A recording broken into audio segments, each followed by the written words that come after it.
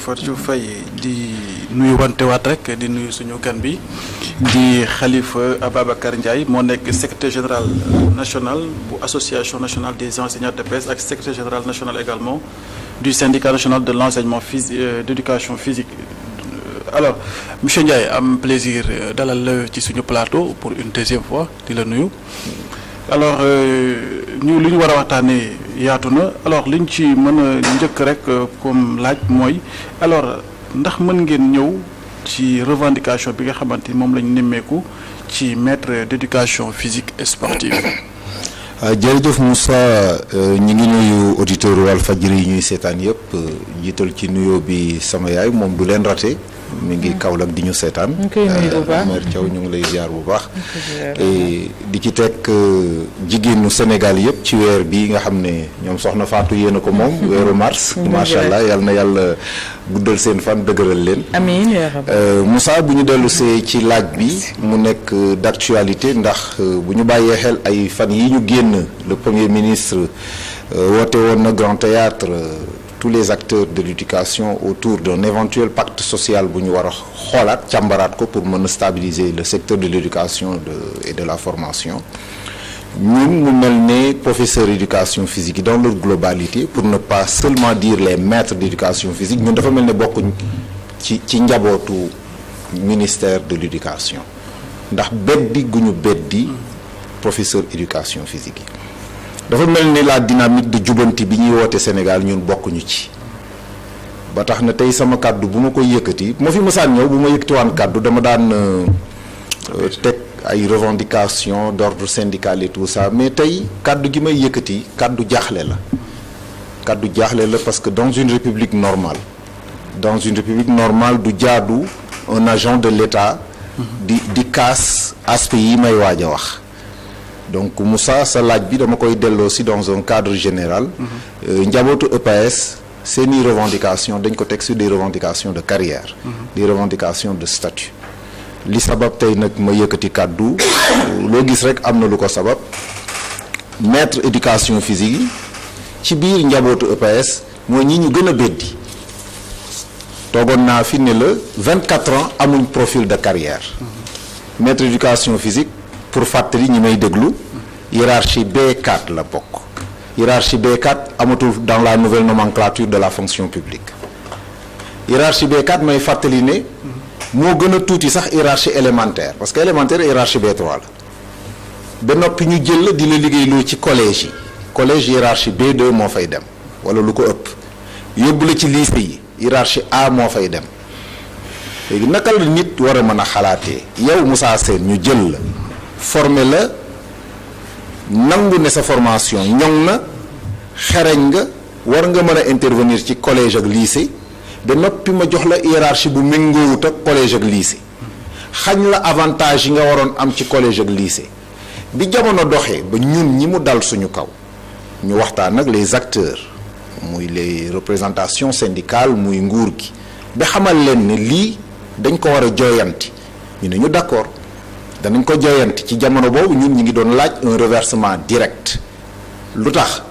ñaata génération élèves je dis en 2025 nous sommes à 24 ans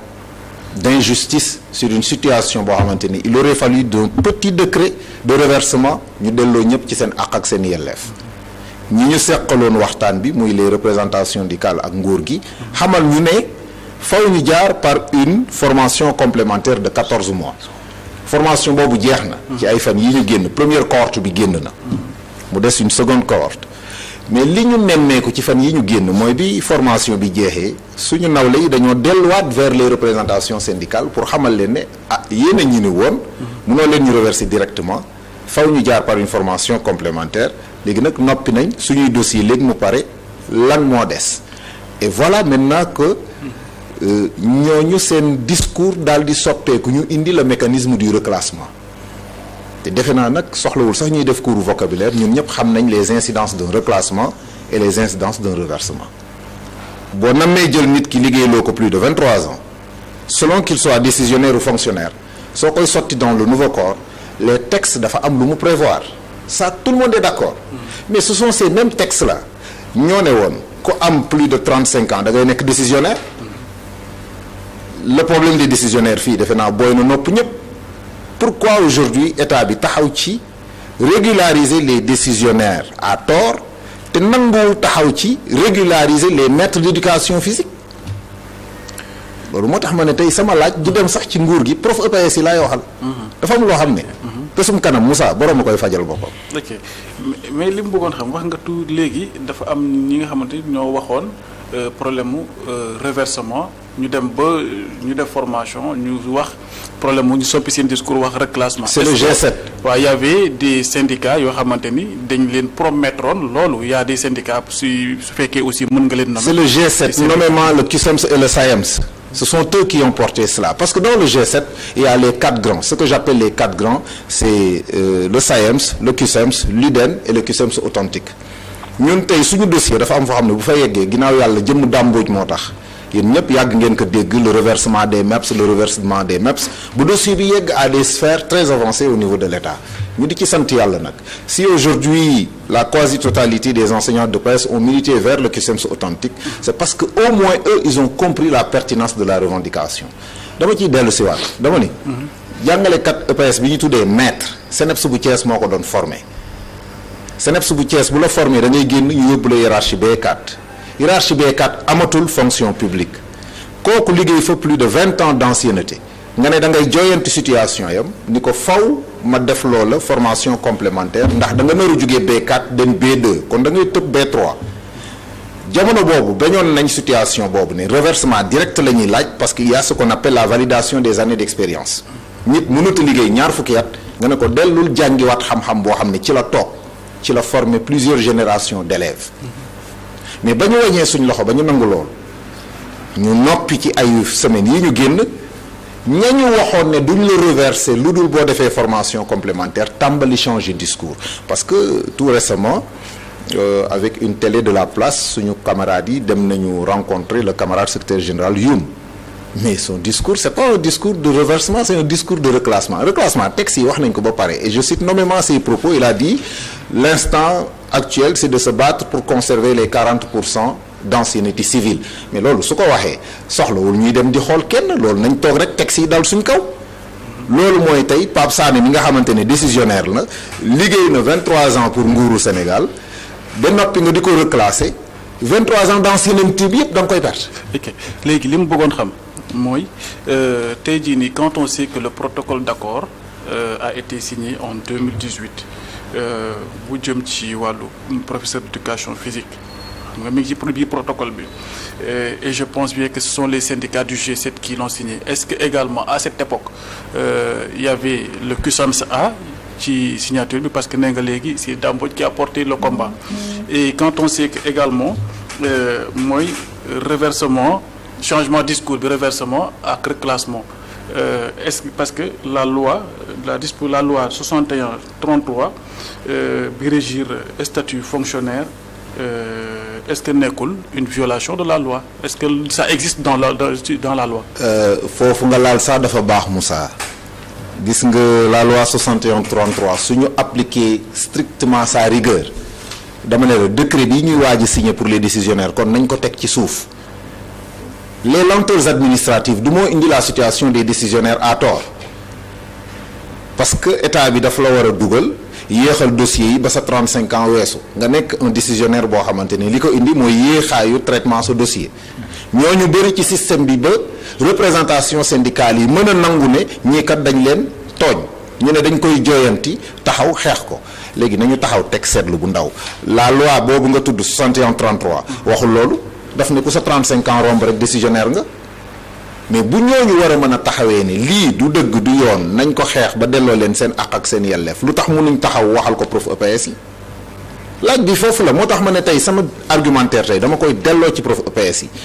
taf yëngal gi ñu nekkee ak di leen tuur lëndëm nanu yeewu le discours est très simple sur tous les protocoles d'accord il était bien mentionné le reversement des maîtres d'éducation physique dans le corps des PCMG kon nag mënuma gëm ces structures syndicales lu bala maa ñëw ci sa laaju 2018 bi mënuma gëm ces structures syndicales nekk fi depuis jamonoy grand cadre Mbaye Fall lay 24 ans ci ren benn discours bi moo fi mës a nekk ñu ñëw ba yegg si ci cappaandaw gi ñu bëgg a changer leur fusil d'épaule loolu laay wax prof EPS yi ne ku ko xam te nangu ko mag lu ñu la teg nga nangu ko dagan na waaye nag lii dëgg mooy ñun buñ dee ñaar ak ñett te ànduñ ci dinañ ko fësal parce que réew mii ñi ko jiite ñooñu xamal nañu buñ la tegee lu jaaduwul féppul ñoo fi taxaw wax sénégalais yëpp di dégg di wax ak les forces de défense et de sécurité ni leen quand on vous donne un ordre illégal ne l'exécutez pas loolu defe naa ñëpp la fi fekk waaye léegi bu dee ñun ay citoyens lañ bokk ci nguur gi ñoom ñu njabootee ñi ñu toññaar bi ñu ñaar fukki attaque ñeent ñu nekk dans le système de servir loyalement notre pays. On ne demande pas de l'argent, nous ne demandons pas des privilèges, nous demandons tout simplement qu'on nous régularise dans nos droits. loolu war te mën a jafe. ñi ñuy déglu fii ku fi jano premier ministre ku fi jege Moustapha Guirassy ku fi jege Olivier Boucal naka xamal ni ko xam nga wax ji dafa simple Moussa. Est-ce que dafa am benn loi bu wax ne force G7 moo war a wax ci sama problème dafa am benn arrêté wala circulaire wala ku wax ne force G7 moo war a wax man ci sama problème. waaye ñun suñ problème xam nañ ko li fiy métti xam nañ ko nañ ñu déglu ñu wax leen fiy métti ñu saafara ko lu ko mooy ay ñaxtoo fii am parce que tamit nag la grève c'est un droit constitutionnellement reconnu. mais ci lañ jëm. mais daa mel ni G7 moom lañ tànn ci jàngalekat yu Sénégal yëpp sur les pratiquement 100 000 enseignants yi dans le Sénégal. ñu porter leur voix. mais également le problème de reversement. Moussa bul romb foofu li nga wax foofu boo ko rombee dafa am benn quiproquo boo xamante ne faw ñu lever équivoque bi. G7 ñoom ñoo nekk les syndicats les plus représentatifs ñoom ñooy dem à la table de négociation mais est-ce qu'ils portent toutes les négociations est-ce qu'ils portent toutes les revendications dama leen ne 24 ans tey bu ñu amoon plateau bu gën a yaatu ba kenn ci ñoom toog fii këyit ak këyit lay doon man li may wax inventé wu ma ko ñi may déglu ñu ngi fii. këyit ak këyit lay doon loo xam ne ñoom ñoo doon bind di wax ak nguur gi di leen tontu je vous donne juste benn rappel sénégalais yi may déglu gis ngeen jamono bi ñuy yokk les augmentations salariales fekk na fi ñëpp di la commande syndicale c'était quoi mais bi ñu duggee ci le respect du protocole d'accord le respect des accords signés fan la commande syndicale bi mujjee le respect du protocole sanitaire la mujjee at bi ñuy xeex pour l'augmentation des salaires ñan ñoo ko xeex. Parce que la commande syndicale, c'était le boycott des examens de fin d'année. Mais le premier examen certificatif, c'est l'éducation physique et sportive. Man mii sama jëmm ju xeebu bii maa toog ci plateau yëpp ne prof EPS yi bu kenn defi bac bu kenn defi BFM boycotter tout. On se rappelle de nos 3 ministres yi toogoon naan nous avons respecté tous les engagements Mamadou Talla, Abdoulaye Daouda Diallo et l'autre. Alors que c'était faux. ci jamono boobu G7 bi ma tudd nii poñe woon na nguur gi niveau boo xamante ni bu nekk woon signer le reversement des MEPS ñu signer ko parce que loolu moo doon dëgg mais qu'est-ce qui s'est passé en son temps ci fàttali dañ ñu ne yéen maître éducation physique yi dañ leen di assimiler au PCMG assimiler ñëpp xam nañ li muy firi soxna Fatou mooy lu PCMG bi am nga am ko ñu jox PCMG bi seen minima jox ñu ñun suñu minima deuxième augmentation bi ñu jox leen seen maxima jox ñu suñu maxima télé laa toog di wax suñu minima plus suñu maxima tollawul ak minima PCMG bi kon loolu du beddi ba ñu ko yuuxoo dégluwuñ ñu sax dama ne manque de considération la osons dire les mots yëguñ ñu faalewuñ ñu moo tax ma ni est-ce que état daf ni képp ku am jafe-jafe bu jaarul ci G7 du ma la déglu wala boog ñun yoon may ñu ñun maître EPS yi ñun enseignant EPS yi li ko dalee ci PEPS yi nga xamante ne 3 générations de PEPS ñi ngi toog di xaar seen intégration dans la fonction publique ndax lan parce que on a institué le système LMD au niveau de l'université la même école bi doon formé Seydina mu génn après 6 ans ñu intégré ko à la fonction publique ak matriculum moo formé Pape Sané mi def tey 5 ans génn ñu ne ko xaaral parce que y a un problème d'équivalence loolu mooy lan la même école bi formé kii ñu ne kii xaaral kee dugg na. mais pour le problème de reversement bi ngeen di wax quoi alors est-ce que c'est une revendication intelligente quand on sait que daa mel ni day xaw a jalgati tuuti. les textes oui la loi 61-33. mais les textes ay nit a ko bind. les textes s'appliquent sur des humains donc il faut les humaniser dès l'instant que texte bi dafa caduc dès l'instant que texte bi dëppootul ak jamono je crois que les autorités gagneraient sax d'ailleurs à trouver des réaménagements sur ces textes-là ñu réactualiser ko lépp la ñuy réinitialiser parmi certains de nos textes ñun ñëpp xam nañ ne dafa caduc dafa dëppootul sax ak jamono gis nga dafa am benn désarticulation du système éducatif boo xamante ne bu ci nit ñi duutul seen baaraam joyanti ko jafe-jafe bii may wax daf ñuy dabaat ci yeneen corps gis nga l'avènement des corps émergents dafa désarticuler lu bëri ci biir jàng beeg jàngale bi instant bii may wax les 5000 enseignants yi ñu recruté woon en 2021 mais 5000 enseignants yi boo ci jëlee encore une fois maître éducation physique yi nga xamante ni mootuñ sax 30 21 lañ ba tey amuñu formation parce que profil de carrière la ñuy am alors que ñi ñu jëlandoo ñëpp formé nañ leen ba ñu génn ba ñu commencé leen intégrer dans la fonction publique nga dem enseignement technique et professionnel maître éducation physique ya fa nekk nga xam ne ñoom ak enseignement général ñoo defandoo l'obtention du CAMEPS le certificat d'aptitude au professorat de collège d'enseignement moyen secondaire mais même module yi lañ leen formé leen ensemble au CNEPS de Thiès tey kenn boolewu leen ci formation complémentaire bi pour ñu mën leen fa jële ñu nekk ay professeurs de collège mais bu ñu fàtte ne am na ba tey une trentaine d'enseignants d'EPS toujours qui sont des professeurs contractuels depuis plus de 18 ans amaguñ sax formation diplômante ba ñoom ñooy fayal seen bopp ci jamono bii may wax CNEPS bu Thiès ay professeurs EPS ñu nga fa di fayal seen bopp pour mën a am diplôme bi. ok léegi le problème qui se pose est-ce qu'il y avait pas des syndicats wala boog voilà des syndicats wala ñi demandé woon à ce que professeur d'EPS yi ngay wax maître professeur d'EPS yi ngay wax ñu bañ leen former. ñu tere leen par exemple ñu dem def formation bi. non il faut se rappeler déjà que lorsque la vacation a eu lieu éducation physique mooy corps de métier bi ci mujjee dugg la pertinence est que fépp foo ubbi école la première comme la deuxième année faw première année bi sax di nga indi prof EPS doo fa soxla prof arabe doo fa soxla prof espagnol parce que ay option la quatrième troisième la ñuy jëlee option yooyu donc l'avènement des collèges de proximité l'avènement des lycées de proximité moo indi la forte demande pour avoir des enseignants d'EPS en son temps le CNEPS de Thiès je le rappelle dafa tëjoon formé tul woon INSEPS moo doon formé ak UFR-CEPS donc la facilité au niveau de l'État c'était de recruter aux plus bas échelles diplôme d'initiateur lañ lay laaj ak BFM au plus bas ñu jël la comme professeur vacataire en éducation physique nga def sa 2 ans vacation contractualisation dem formation diplômante mais loolu état bi ko demandé nous on n'est pas demandeur on est preneur parce que nous voulons servir notre pays à travers l'éducation physique man mii maître éducation physique laa man mii di wax mais man tabbiwuma rek nekk maître éducation physique école ngi fii jege leen lool jàngale naa fi 11 ans à l'élémentaire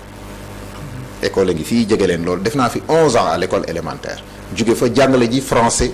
et histoire géo dans les collèges et lycées mujj nekk professeur éducation physique en raison de mes diplômes sportifs bi ma amoon ci volleyball bi donc loolu c'est pour expliquer ñi ñuy déglu que ni li am nii c'est l'État su tardé ba heure bi c'est encore l'État mais les textes Moussa c'est l'État ces mêmes textes ne sont plus conformes à un corps de métier spécifique en quoi est-il anormal que ñu réaménager ko pour sauvegarder la stabilité dans l'éducation et la formation mais qu'est-ce que ça leur coûte ñun encore une fois toog naa fi ci benn plateau télé bi ñuy waxoo mbiru reversement bi ma ne le ministre la ñun laajuñ ko xaalis bu dee rappel baal nañ ko li ñu soxla mooy un reversement dans le corps des PCMG xale yi am un profil de carrière rassurant l'éducation physique qu'on le dise ou non a perdu son lustre d'antan aujourd'hui nous nous acheminons vers les JOJ 2026 ñan ñooy détecter les jeunes talents Sénégal bi sport di dox dëgg prof EPS yi ñoom ñoo nekkoon ci UASU bi muy dox ñuy détecter les jeunes talents beaucoup de nos athlètes internationaux ci biir UASU lañ leen détecter ñu génn fël jaral Sénégal nag ay médailles yu bëri mais instant bii ñuy wax nii c'est la désolation totale au niveau de l'éducation physique et sportive c'est la désolation totale des maîtres d'éducation physique jusqu'au professeur contractuel benn xol seddul nooy xëyee di liggéey sa xol seddul yow amoo plan de carrière dama koy tooñee ñu bëri soxna Fatou buñ la ne doo yàpp doo jën doo yéet yow loo doon dara mais ñun loolu lañ nekk ci biir dispositif bi ñun hiérarchie B4 lañ instituteur B3 la instituteur moo ñu ëpp hiérarchie ñu di ñu liggéeyloo au niveau des collèges collège B2 moo fay nekk wala lu ko ëpp di ñu liggéeyloo ci lycée kon boog xereñ nañ pour war fa mën a nekk di dem ci examen yi ba noppi yow état bi lay liggéey loolu nangu la jox sa gëdd sa statut bu yelloo ak sa taxawaay dem ba di la ko jox ni la Seydina mii kat comme décisionnaire la dama koy reclasser mais bu ñu la reclasser tu perds la totalité de ton ancienneté. ñun daal reclassement bi ngeen nanguwul parce que da leen di rétrogradé bu baax a baax amul waay kooku kon ñi dem jaayi nen moo gën defi leneen moo gën nit ci li nga yëngu da ngay ñaan yàlla yokk ci avancer ci. nous on fait du surplace nous sommes les seuls agents de l'État yoo xamante ne d'année en année sa école da ngay gis Moussa sa ancien élève ñëw nekk sa principal sa ancien élève fekkaat la sous le soleil casquette sifflet chronopéripe tu n'avances pas le maître d'éducation physique n'avance pas. léegi quelle est la différence entre reclassement ak reversement. Et également lan mooy attente yéen seen attente par rapport ak maître d'éducation physique yi ñu formé ba pare. dans le mécanisme du reversement dañuy jël Pape ni ko yow maître éducation physique nga hiérarchie B4 MEPS 1/3 par exemple ñu jël ko yóbbu ko ci indice ba mu méngool au niveau des PCMG 1/3 bu existé boobu lañ koy jox chaque indice am na bu mu correspondre dañu lay jël ci indice bi nga nekk fii yóbbu la fa ne tey boo nekkee principal 1/2 mais dañu lay yóbbu PCMG principal loolu moo logique nga conserver sa ay années d'ancienneté parce que li nga liggéeyal nguur gi yëpp mais mënut a xëy ne la furaas dama koy dindi buñ ko dindee day am incidence même si sa traitement salarial day am incidence sax yow ci sa processus de carrière rawatina nag ci sa retraite